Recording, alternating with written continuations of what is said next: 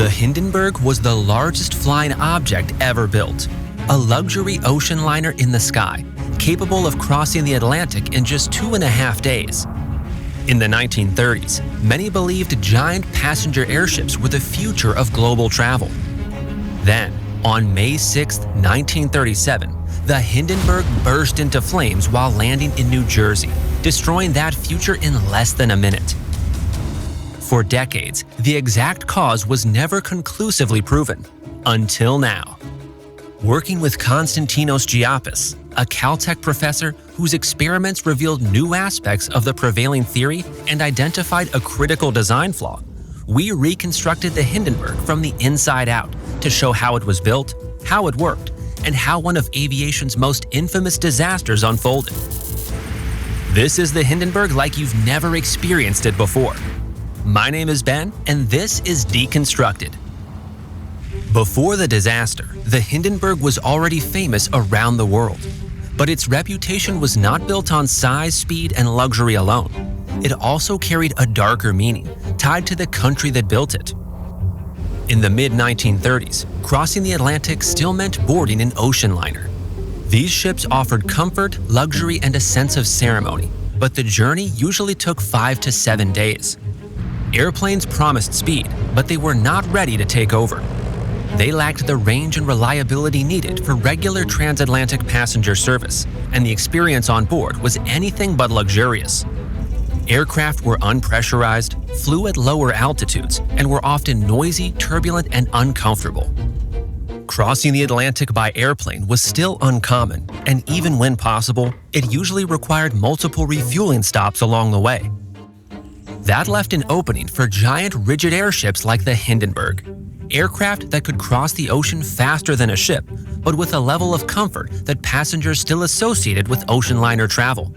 It could complete the Atlantic crossing in less than 3 days, while offering promenades, a dining room, a lounge, private cabins, and even a smoking room suspended hundreds of meters above the ocean. Behind it was Zeppelin, a German company that had spent decades developing rigid airships and operating passenger services. By the time the Hindenburg entered service, Zeppelin had built an impeccable safety record without a single major accident. The Graf Zeppelin, an earlier and smaller airship, had successfully completed more than 140 transatlantic flights, helping establish Germany as a world leader in rigid airship technology. The successor to the Graf Zeppelin, the Hindenburg, made its maiden flight on March 4, 1936, and was named after Paul von Hindenburg, the president of Germany from 1925 to 1934. It was designed for regular transatlantic passenger service, with primary routes connecting Frankfurt, Germany to Lakehurst, New Jersey, and Frankfurt to Rio de Janeiro, Brazil. But the Hindenburg was never just a passenger aircraft.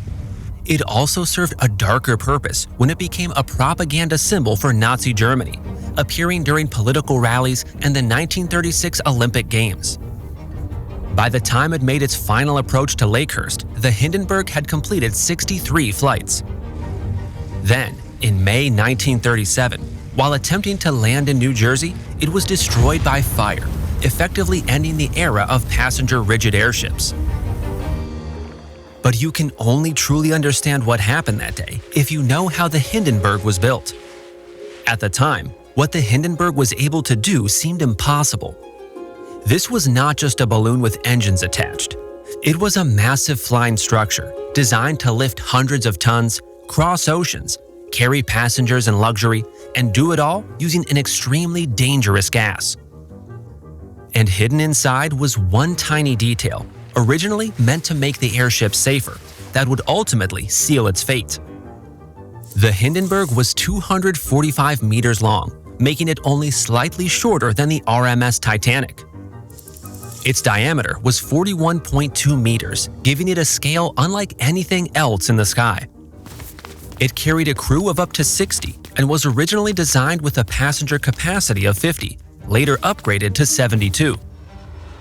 Fully loaded, it had an approximate gross weight of 215 metric tons, roughly the weight of 3 fully loaded Boeing 737s. For this reconstruction, we will show the airship in its 1936 configuration before it was upgraded. The Hindenburg was a rigid airship, meaning its iconic cigar shape was maintained by a massive internal frame rather than by gas pressure alone. It was also a lighter-than-air aircraft, meaning it relied on buoyancy to stay airborne while navigating through the sky under its own power. To create that lift, the Hindenburg was filled with hydrogen, which was cheap and easy to produce in large quantities, but it was also highly flammable. The lifting gas was held inside 16 internal gas cells made from cotton fabric coated with a gas-tight compound. Together, these cells provided a useful lift capacity of approximately 232 metric tons. Covering the frame was the envelope, the outer skin of the airship, forming the smooth, recognizable hull of the Hindenburg. This skin was made from a single layer of cotton fabric stretched over the frame with ramie twine. The fabric was then coated with multiple layers of protective silvery paint known as dope. This coating helped protect the fabric, reduce overheating of the gas cells, and give the airship its smooth metallic appearance. The fabric skin panels extended over the frame, but they did not sit directly against the metal structure. Wooden pins were placed at the frame crossmembers to create a small air gap between the frame and the skin. In theory, this was meant to be a safety feature because if an electric charge built up on the outer skin, the air gap would help insulate the metal frame from the charged fabric, as the wooden pins do not easily carry electric charge. But in practice, that small separation proved to be a catastrophic design flaw, ultimately costing 36 people their lives. Despite its enormous size and rigid structure, the airship was far more vulnerable than most people realized. And honestly, modern life works in a surprisingly similar way. Most people assume their personal information is protected and stays private online. But in reality, huge amounts of it are publicly exposed across data broker sites that collect and sell personal information and people search websites most people have never even heard of. Your address, phone number, relatives' email, and even employment history can often be found online in minutes. And it's not just advertisers using this information. Scammers, identity thieves, stalkers, and complete strangers can access it as well. That's where today's sponsor, Incogni, comes in. Incogni automatically contacts data brokers on your behalf and requests the removal of your personal information from hundreds of data brokers and people search sites, helping reduce how much of your data is publicly accessible online. They repeat this process over and over again as your data reappears over time. And with their custom removals feature, you can even send them specific websites exposing your information, and they'll handle the requests for you. The process only takes a few minutes to set up and continues working in the background over time, making the process entirely hassle-free. If you want to take back control of your personal data, use code Deconstructed at incogni.com/deconstructed to get 60% off an annual plan. At the center of the Hindenburg's downfall was a small air gap between the outer skin and the metal frame. But this was only one part of a much larger machine. To understand how something so small could contribute to the destruction of an airship this massive, we need to look at the rest of the systems built around it. Starting at the bow was the mooring cone, a reinforced nose attachment used to connect the airship to a mooring mast by cable. The mooring mast was the structure used to dock an airship outside a hangar by securing the bow to a fitting at the top of the mast. Suspended below the hull was the control car, also called the gondola. This was the closed compartment where the crew controlled the airship.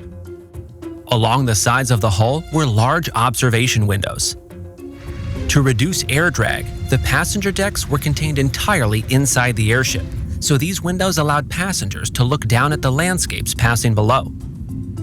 The Hindenburg's engines were mounted in 4 external nacelles positioned along the sides of the hull, with 2 mounted on each side. Each engine was a Daimler-Benz V16 diesel engine, producing up to 820 kilowatts, giving the airship a cruising speed of about 120 kilometers per hour. Each engine drove a 4-bladed, fixed-pitch wooden propeller measuring 6 meters in diameter.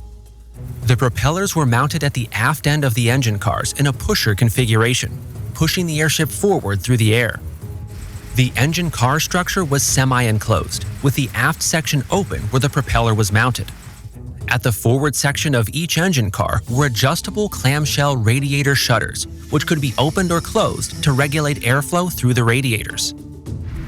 The aft engine cars were mounted lower on the hull than the forward cars, allowing their propellers to operate in clean air, undisturbed by the propeller wash from the engines ahead of them.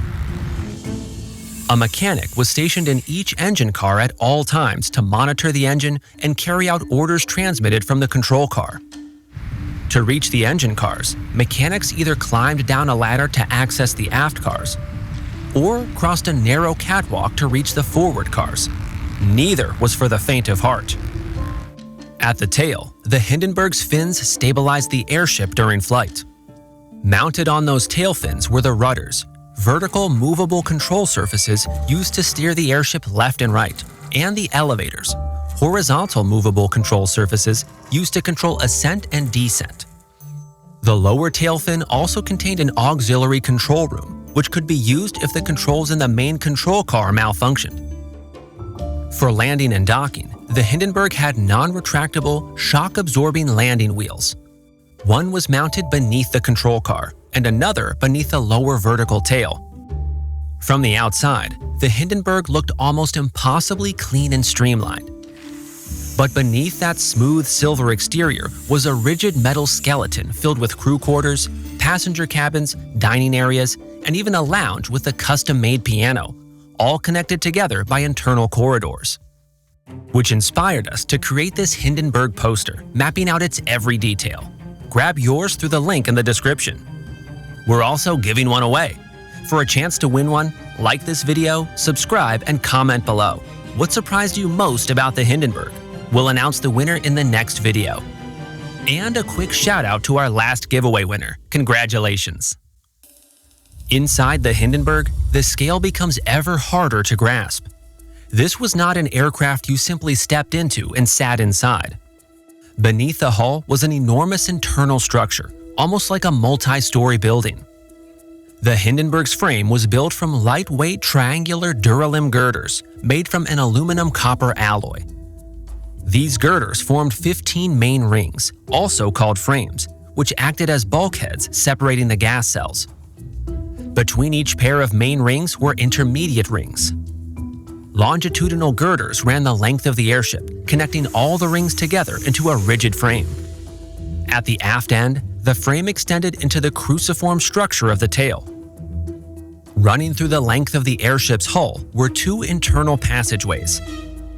The keel corridor ran along the bottom and provided access to crew areas. The axial corridor ran along the centerline and provided access to the gas valves. Hydrogen inside the gas cells was vented through a series of valves located between the cells above the axial corridor.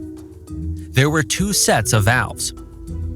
The first were manually operated valves, used by the crew to control lift and balance during flight. The second were automatic valves, designed to relieve excess pressure caused by changes in altitude or temperature. 7 ventilation shafts ran from the keel corridor to the top of the hull, where the upper sections vented released hydrogen through external ventilation hoods. 3 ventilation shafts contained service ladders linking the keel corridor to the axial corridor. Its interior was divided into 3 main areas: the control car, the passenger decks, and the service and crew areas along the keel corridor. The keel corridor was reserved for the crew and provided access between all 3 areas. Moving from bow to stern along the keel corridor, the first major areas were the mooring platforms, which contained the hemp landing ropes and the steel mooring cable, all attached directly to the metal frame. During landing, the landing ropes were first dropped through hatches, allowing the ground crew to take hold and help position the airship. The steel mooring cable was then dropped and secured to the mooring mast, so the airship could be hauled into position, pulling the mooring cone on the nose into the corresponding cup at the top of the mast. Along the length of the keel were multiple tanks containing fuel, water ballast, fresh water, and wastewater. Next to the mooring platforms were storage rooms containing food and supplies. Further along were the officers' sleeping quarters fitted with bunk beds. Then came the post office, with cargo areas located beside it. In addition to transporting passengers, the Hindenburg also carried large amounts of mail and freight. In fact, the Hindenburg provided the world's first regularly scheduled transatlantic airmail service. Next was the radio room, used for communication. The radio room also contained a ladder providing access down to the control car below. The control car was divided into 3 sections. At the front was the bridge, which contained the Hindenburg's principal flight controls. These included the rudder wheel for controlling heading, the elevator wheel for controlling pitch, a ballast board for releasing water ballast, and a gas board for operating the hydrogen valves. An engine telegraph transmitted orders to mechanics stationed in each of the 4 engine cars, while a drift indicator telescope was used to measure the airship's drift. Behind the bridge was the navigation room, where the officers charted the airship's course using work tables, charts, and navigational equipment. At the aft end was the observation room, used for relaxation and meetings between crew members. This area also contained the ladder leading back up to the radio room above. Back inside the main hull, the keel corridor ran through the center of B deck, where the passenger areas began. The Hindenburg's passenger spaces were spread across 2 decks, A deck and B deck. B deck contained crew areas accessible through the keel corridor. On the port side were the crew and officers' mess, with the kitchen located between them where meals were prepared. A dumbwaiter connected the kitchen to A deck above. On the starboard side was the chief steward's cabin, which contained a door leading to the passenger area. This was the only connection between the passenger and crew spaces. The remaining areas on B deck were accessible to passengers. 2 gangways could be lowered when the ship landed, allowing passengers to board and disembark. This section also contained the toilets and shower facilities, a bar, and the ship's smoking room. And the smoking room is one of the strangest features of the entire airship. The Hindenburg was filled with hydrogen, one of the most flammable gases out there. Yet, passengers could still smoke on board, but only inside this specially controlled space. The smoking room was maintained at a higher than ambient pressure to prevent leaking hydrogen from entering. A double-door airlock separated the smoking room and its bar from the rest of the ship. Passengers were required to surrender all lighters and matches upon boarding, because no open flames were allowed anywhere else aboard the ship. Inside the smoking room, a single electric lighter was provided for use. The Hindenburg was meticulously designed with safety in mind to prevent any kind of sparks. But the designers made one critical assumption, an oversight that proved catastrophic. Above B deck was A deck, the upper passenger deck. It contained the ship's dining room, a lounge, a writing room, 25 windowless double-berth cabins, and a pantry where meals from the kitchen below arrived via a dumbwaiter before being served in the dining room. The lounge even contained a specially built aluminum piano to reduce weight, where live music performances were sometimes held during the journey. On either side of A deck were promenades featuring seating areas and large windows that could be opened during flight. Back at the keel corridor, beyond the passenger decks, were the crew quarters, rooms for the engineers, a workshop, and the electrical room. The electrical room contained 2 35-kilowatt diesel generators that supplied electrical power for the ship. Like the smoking room, this room was kept at positive pressure to prevent any hydrogen from entering. This section also contained additional storage areas, some large enough to hold a car, as well as access passages leading to the forward engine cars. Toward the aft were access passages to the rear engine cars, additional crew quarters, and more cargo storage areas. As remarkable as the Hindenburg was, its life was short. For decades, the exact sequence that brought it down remained speculative. Investigators had a leading theory, but the precise chain of events were never fully proven. Now, using new experimental research and a detailed reconstruction of the airship from the inside out, we can follow that chain of events more clearly than ever before. On May 6, 1937, the Hindenburg was approaching Lakehurst, New Jersey, after a delayed transatlantic flight. Weather conditions were unstable. Stormy weather surrounded the landing field. Landing was explicitly prohibited during stormy weather, so the airship was circling above the Lakehurst area.